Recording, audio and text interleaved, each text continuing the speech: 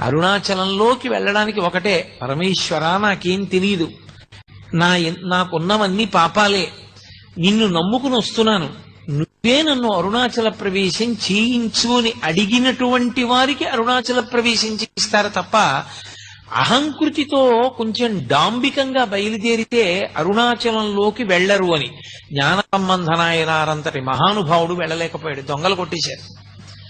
అప్పుడు ఆయన బాధపడితే ఉన్నవన్నీ ఎత్తుకుపోయిన తర్వాత ఈశ్వరుడి మీద పత్తికాలు పాడి పరమ నిరాడంబరంగా వినయంతో ప్రవేశిస్తే అరుణాచల పట్టణంలోకి ప్రవేశించగలిగాడు. అరుణాచలం అంత గొప్ప క్షేత్రం. ఎర్రటి కాంతులు కలిగినటువంటి పరమశివుడు సర్వమంగళ స్వరూపంతో ఉంటాడాయన.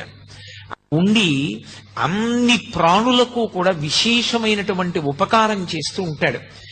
అంత గొప్పగా పరమశివుడు వెలిసినటువంటి క్షేత్రం అరుణాచల శివ, అరుణాచల శివ, అరుణాచల శివ, అరుణాచల, అరుణాచల శివ, అరుణాచల శివ.